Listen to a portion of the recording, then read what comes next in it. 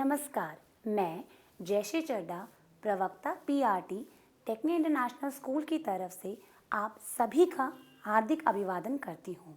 तो हमारी आज की चर्चा का विषय है संज्ञा। संज्ञा उस विकारी शब्द को कहते हैं जिससे किसी विशेष वस्तु, भाव और जीव के नाम का बोध हो।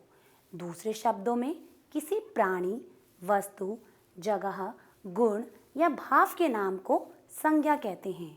जैसे प्राणियों के नाम मोर, घोड़ा, अनिल, किरण, जवाहरलाल नेहरू आदि।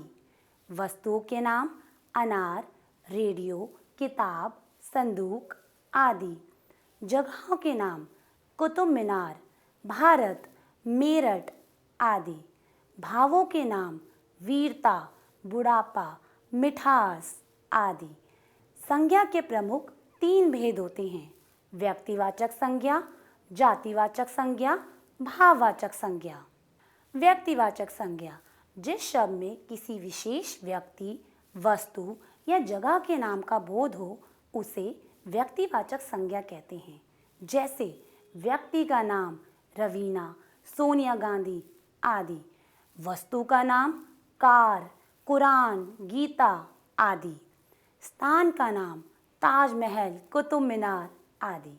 देशों के नाम भारत, जापान, अमेरिका, पाकिस्तान। पर्वतों के नाम हिमालय, अलकनंदा। दिनों, महीनों के नाम मई, जुलाई, सोमवार, मंगलवार। त्योहारों और उत्सवों के नाम होली, दिवाली, विजयदशमी आदि। उदाहरण के लिए यह लाल किला है, रमा रामायण पढ़ रही है। ये रेखांकित शब्द विशेष वस्तु व भवन के नाम हैं। जातिवाचक संज्ञा जिस शब्द से एक जाति व सभी प्राणियों अथवा वस्तुओं का बोध हो उसे जातिवाचक संज्ञा कहते हैं। बच्चा, जानवर, नदी, अध्यापक, बाजार, पहाड़, खिड़की, स्कूटर आदि शब्द एक ही प्रकार, प्राणी, वस्तु व जगह का बोध करा रहे हैं, इसलिए ये जातिवाचक संज्ञा है। जैसे वस्तु से मकान, कुर्सी, पुस्तक आदि का बोध होता है। नदी से गंगा, यमुना, कावेरी आदि सभी नदियों का बोध होता है। मनुष्य कहने से संसार की मनुष्य जाति का बोध होता है।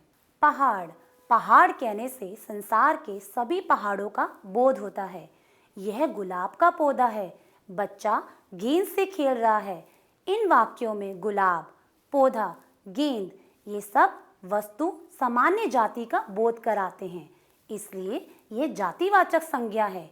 भाववाचक संज्ञा थकान, मिठास, बुढ़ापा, गरीबी, हंसी, चढ़ाई, वीरता आदि शब्द गुण, भाव, क्रिया का व्यापार का बोध करा रहे हैं, इसलिए ये भाववाचक संज्ञा है।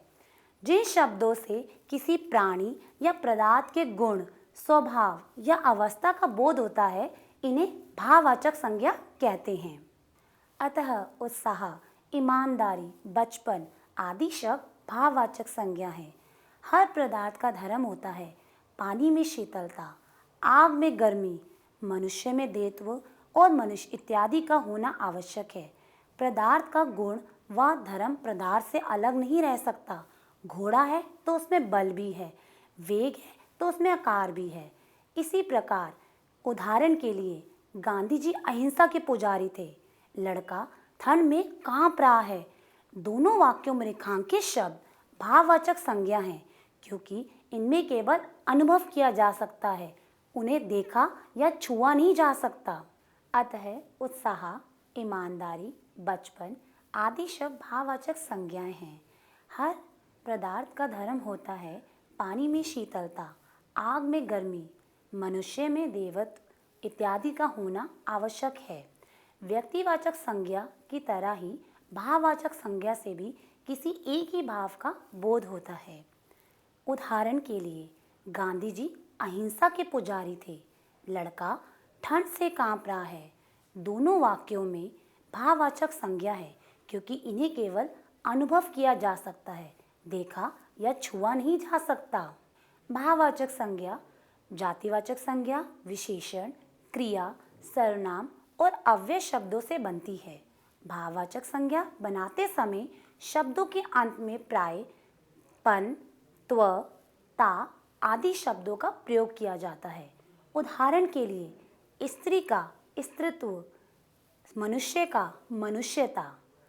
तो ये थी हमारी आज की चर्चा संज्ञा विषय पर। हम फिर हाजिर होंगे किसी अन्य विषय के साथ। धन्यवाद, नमस्कार।